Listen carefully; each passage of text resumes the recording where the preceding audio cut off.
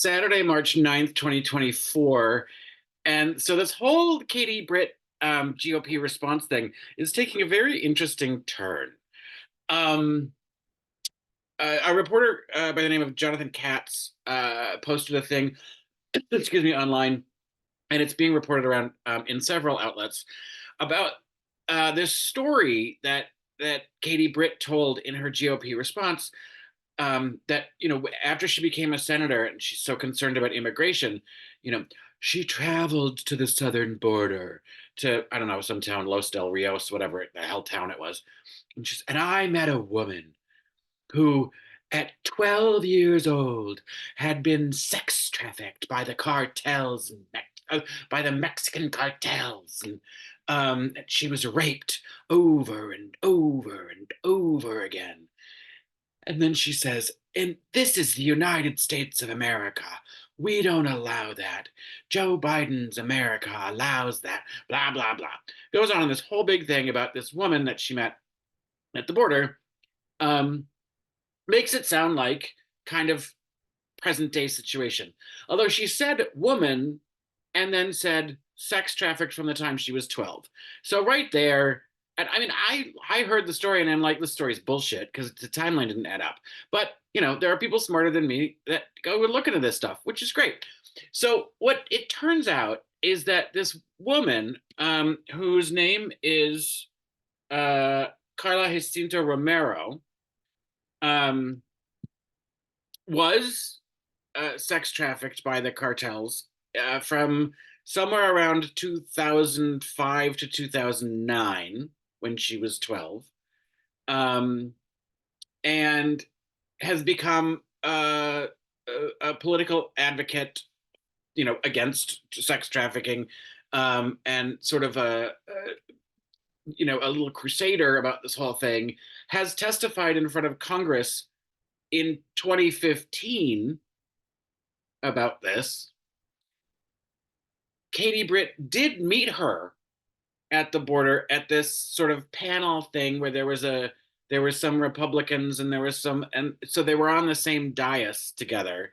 And the woman told her story. What's her name? Carla told her story. And so it wasn't like they had a little intimate discussion together.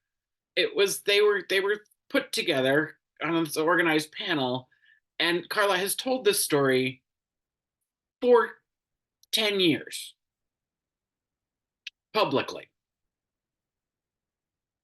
at this point. And Katie's only been in the Congress for what, a year. So maybe it had been 8 or 9 years by the time she had heard this story for the first time, that Carla has been telling it and had already testified in front of Congress. So this big story that's supposed to be like, oh, we're supposed to be afraid of what this is what's happening to in America, in Joe Biden's America, is something that happened to a woman in Mexico, ergo not the fault of any president, but during the presidency of George W. Bush, which was 3 presidents ago.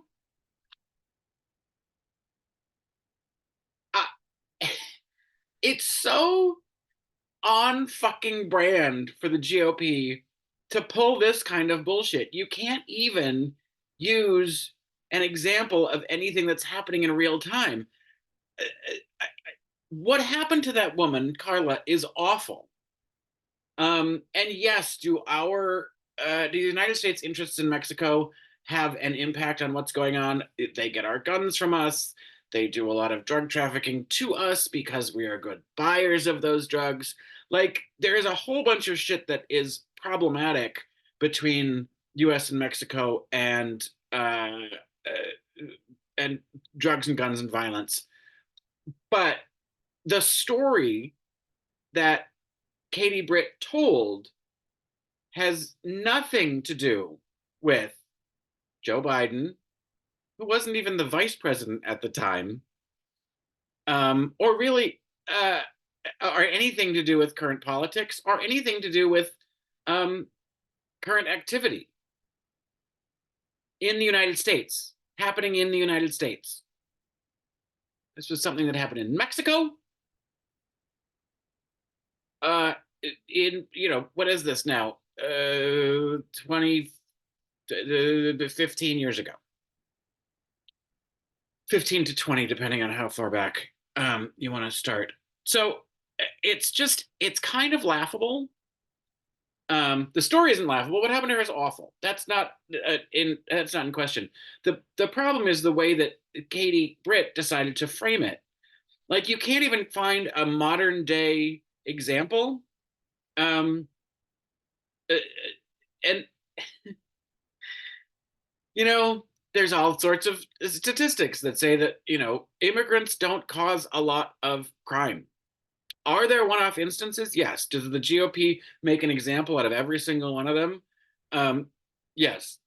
When Marjorie Taylor Greene is screaming at in the House, the congressional chamber, at the president to say her name about this woman who was murdered by um, uh, uh, some sort of immigrant. I don't know if he was undocumented or not. Um, and God bless Papa Joe. He takes the button. He gives his condolences to the family, and then says, "Let's fix the problem," instead of yelling about the problem. That to me was kind of a genius moment in the State of the Union. But where's Marjorie Taylor Greene yelling, "Say her name" about Breonna Taylor? I don't see her doing that. Who was killed by U.S. police because they broke into the wrong apartment and shot her. Like, the hypocrisy that comes out of their mouths is quite remarkable. And it might have shown up on The View. If you haven't seen it, there's a clip of a British reporter asking Marjorie Taylor Greene about Jewish space lasers, talking about why are there so many conspiracy theories, and Marjorie Taylor Greene just loses it. The projection that comes off of them is ridiculous. Everything they say is getting done by Democrats is happening from them. But anyway, my point was to come on here on a rare Saturday and just share that story. If you haven't heard it or seen it, you can seek it out. It's being reported in several outlets. But like the fallout from the Katie Britt GOP response is pretty historic as far as I'm concerned. Let's say it's unprecedented, because we love using that word, because it was probably the worst response that we've seen in modern history. So good job, GOP.